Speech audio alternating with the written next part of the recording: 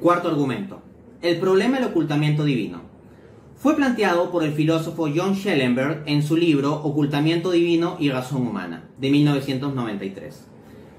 Creo que un muy buen resumen sobre el argumento lo da Henry cuando dice, abro cita, nuestro mundo claramente contiene no creyentes no culpables, personas abiertas y honestas y razonables que, a pesar de haber investigado sincera y profundamente el tema, no creen en Dios, ergo Dios no existe, o es extremadamente improbable que exista, pues si existiera se aseguraría que todo aquel que estuviera abierto a creer en Él, creyera efectivamente en Él.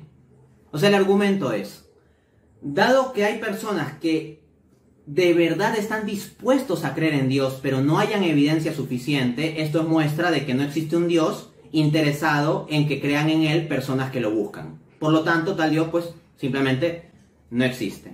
4. El problema del ocultamiento divino. En su libro Ocultamiento divino y razón humana, el filósofo ateo John Schellenberg plantea que puede construirse un poderoso argumento en contra de la existencia de Dios a partir del simple hecho de que hay gente honesta y razonable que no cree en Él. Pensad en los siguientes 3 escenarios. En el escenario número 1, Dios existe y no hay ni ateos ni agnósticos. Todo el mundo cree en Él, no hay no creyentes. En el escenario número 2, Dios existe y hay personas que creen en Él y personas que no, pero estas últimas, y esto es importante, exhiben todas lo que Schellenberg llama no creencia culpable. Es decir, es su culpa que no crean en Dios, porque se resisten interiormente a creer en Él, sin importar la evidencia. Igual que hay terraplanistas que no creerían que la Tierra es redonda ni que la vieran desde el espacio con sus propios ojos, también hay ateos, reconoce Schellenberg, que no creerían en Dios ni que se les apareciera personalmente. Antes se ingresarían a sí mismos en un psiquiátrico que reconocer la existencia de Dios. Pero, plantea Schellenberg, hay otro escenario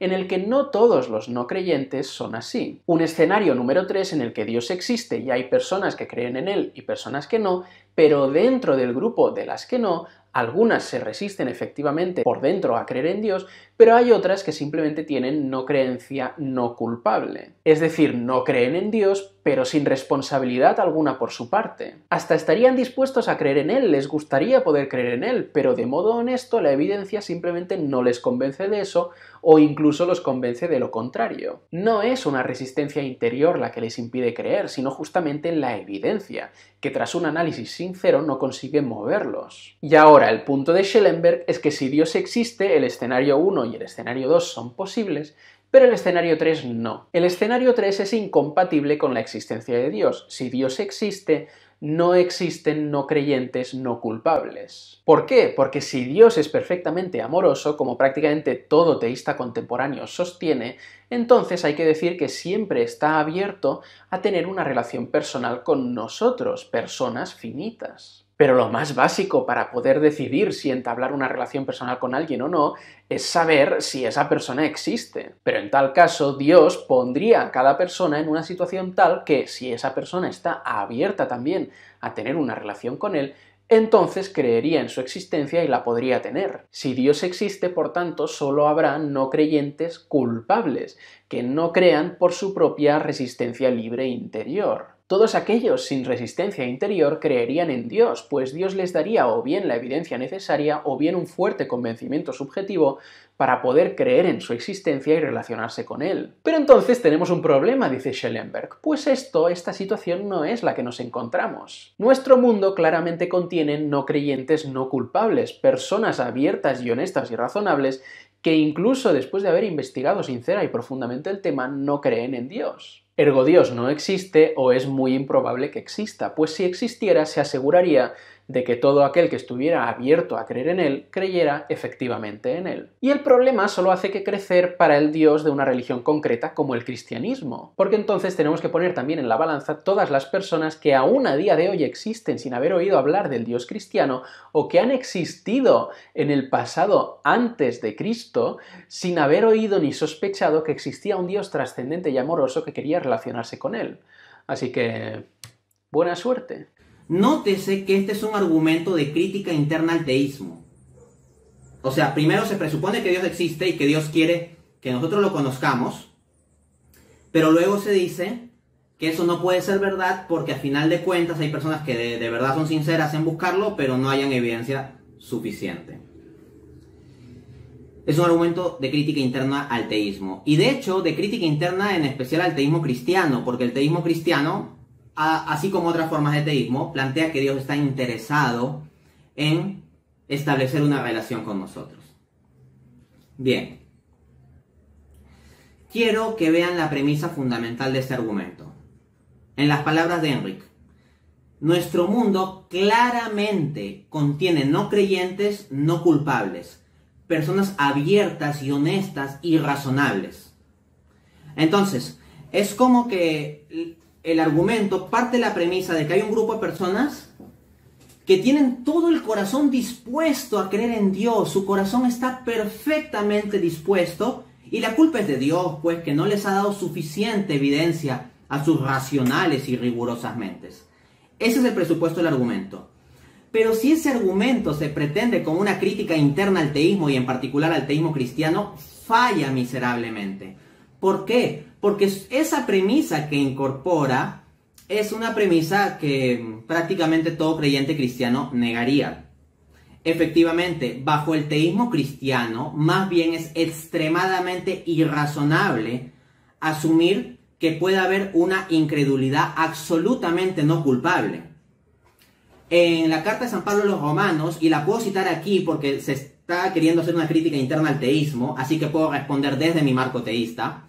En la carta de San Pablo a los Romanos, capítulo 1, versículos del 19 en adelante, dice: lo que de Dios se puede conocer ellos, se refiere a los paganos, al conjunto de paganos, lo conocen muy bien, pues su sabiduría y poder se puede conocer si es que se reflexiona sobre las cosas visibles que Él ha hecho. Y en Romanos 1:20 dice, por tanto, no tienen excusa. Entonces, más bien en la cosmovisión cristiana, las personas sí tienen elementos suficientes para llegar a la conclusión racional de que Dios existe, todos. Así que, si no llegan a esa conclusión, no es por falta de evidencia, porque el texto bíblico plantea que no tienen excusa. Ya sé que algún ateo que esté escuchando este video no cree en la Biblia, pero repito, si se sabe un poquito de lógica y de la estructura del argumento de Schellenberg, este argumento es una crítica interna al teísmo, así que yo puedo apelar al teísmo mismo y a mi marco teísta para explosionar esa crítica interna, de tal manera que no explote el teísmo sino la crítica. Nótese que en la cosmovisión cristiana se habla de la concupiscencia, que luego el pecado original, el hombre tiene una cierta tendencia hacia el mal y una tendencia de alcance universal para todos los hombres. Les leo el pasaje exacto de Romanos 1, el 20 al 22. Las cosas invisibles de Él, su eterno poder y sabiduría, se hacen claramente visibles desde la creación del mundo, dándose a conocer por medio de las cosas creadas. De modo que no tienen excusa, pues habiendo conocido a Dios, no le glorificaron como a Dios, ni le dieron gracias, sino que se envanecieron en sus razonamientos, y su necio corazón fue entenebrecido. Profesando ser sabios, se hicieron necios. Hay esa gente que proclama el ocultamiento divino y dice, no, es que Dios no me ha dado suficiente evidencia, pues yo soy una persona muy racional y muy rigurosa, me guío mucho de la razón, y guiándome la razón, pues Dios no me ha dado suficiente evidencia, y mire, yo te puedo presentar este argumento, y el otro en contra de la existencia de Dios, y te refuto tus argumentos teístas. Pues esa gente se la da de grandes razonadores muchas veces, y mira lo que dice San Pablo. Se envanecieron en sus razonamientos. Eso es lo que plantearía un cristiano. Así que el argumento de Schellenberg a alguien que entiende la cosmovisión cristiana no le hace ni cosquillas. Como digo, por supuesto, cada ateo dirá lo siguiente, cada ateo dirá, yo soy la excepción, yo estoy absolutamente abierto al teísmo, y mi no creencia es única y exclusivamente por motivos racionales. Cada ateo pensará que él es la excepción. Pero en la visión del teísmo cristiano, eso será siempre un autoengaño. Aunque no necesariamente consciente, ojo, puede ser un autoengaño inconsciente. O sea, no estoy diciendo que todos los ateos sean deshonestos de forma pertinaz y consciente.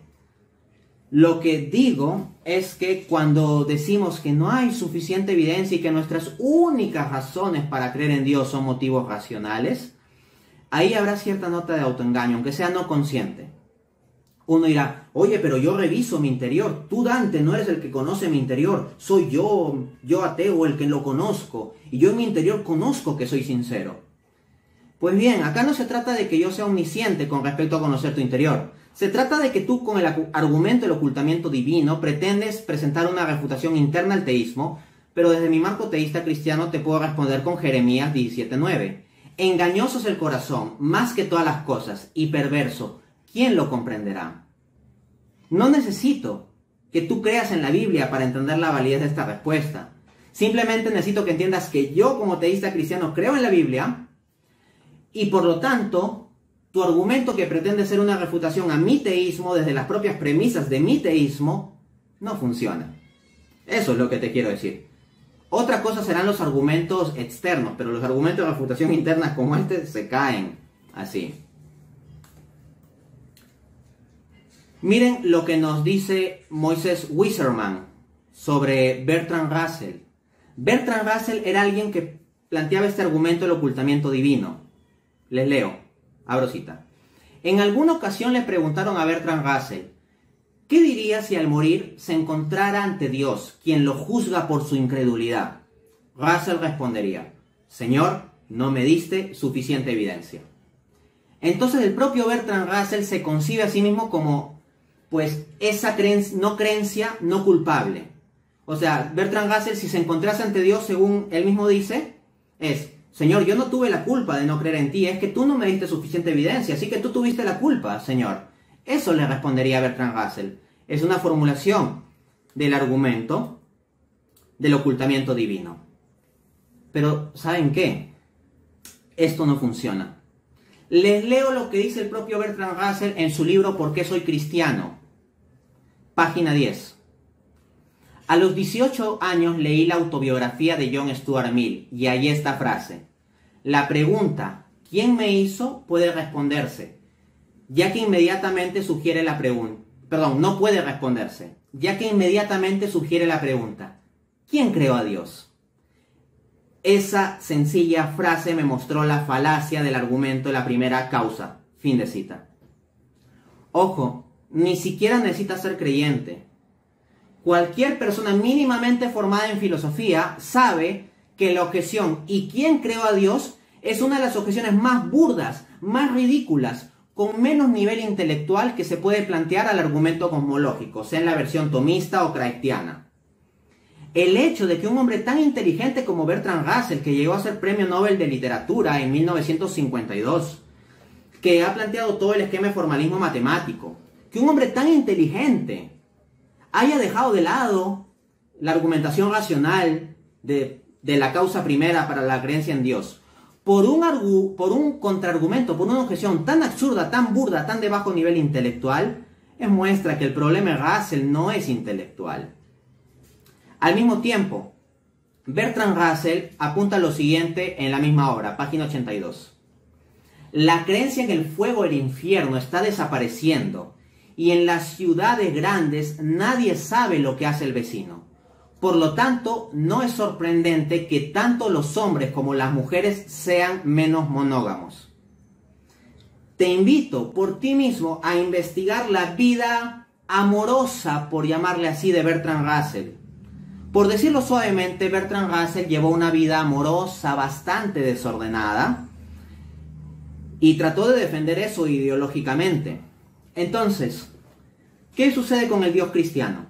El Dios cristiano le dice a Bertrand Russell que eso que él está haciendo con su vida está mal. Entonces, ¿acaso es verdad que Bertrand Russell únicamente tiene una ausencia de argumentos intelectuales de parte de Dios para no creer, pero él está perfectamente dispuesto a creer? Oye, si Bertrand Russell está llevando una vida que no es conforme al Dios cristiano, no solo son los argumentos racionales, sino la propia vida que él está llevando la que lo indispone respecto de creer en Dios. Así que no me venga con que son única y exclusivamente los argumentos racionales o la supuesta falta de argumentos racionales. Como dice el gran pensador francés Blaise Pascal en su obra Pensamientos, Solo existen dos clases, solo dos, de personas que pueden llamarse razonables. Aquellas que sirven a Dios de todo corazón porque le conocen, y aquellas que buscan a Dios de todo corazón porque no le conocen.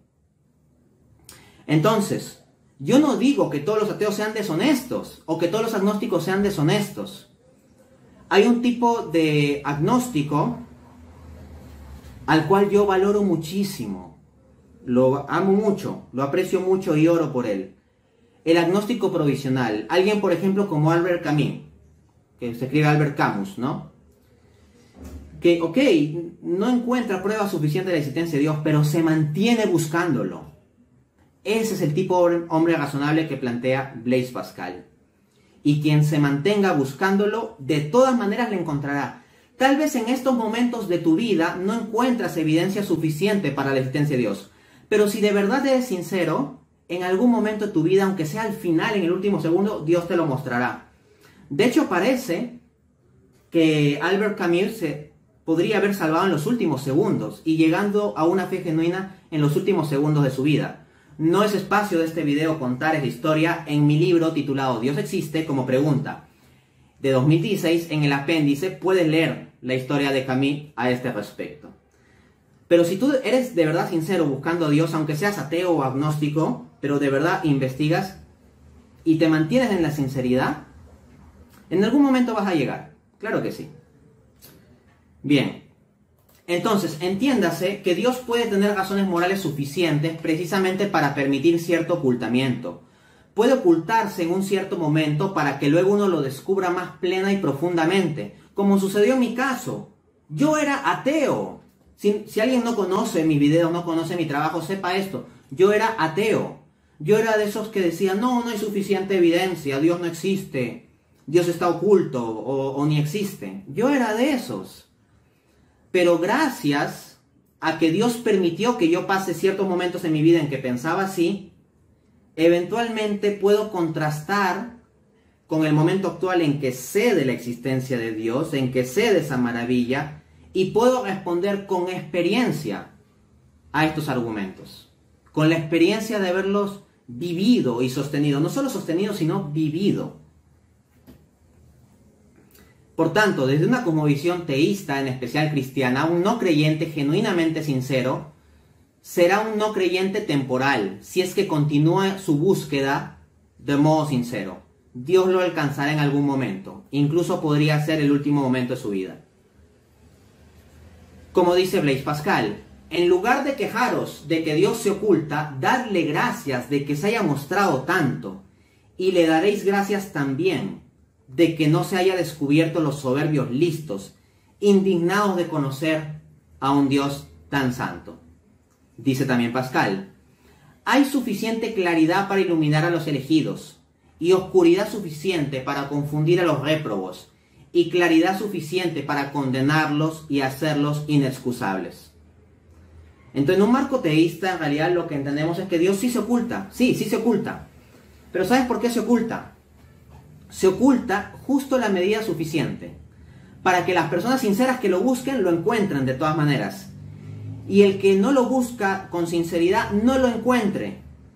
Porque si Dios no se ocultase en nada, el que no lo busca con sinceridad y no le interesa establecer ninguna relación de amor con Él, que es lo que constituye el cielo, sabría la existencia, pero de forma indigna.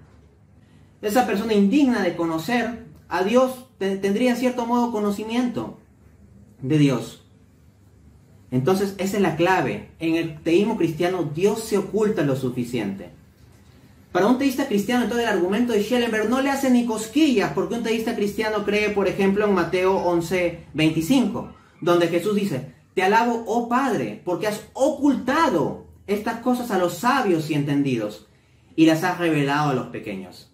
El propio Jesús está de acuerdo con que hay un ocultamiento divino, pero no porque Dios no exista, como pretende Schellenberg, sino porque Dios en su sabiduría, con ese ocultamiento, filtra la disposición o la no disposición del corazón. Y Dios tiene razones morales suficientes para permitir eso. Creo en el Espíritu Santo, y en la Santa Iglesia Católica.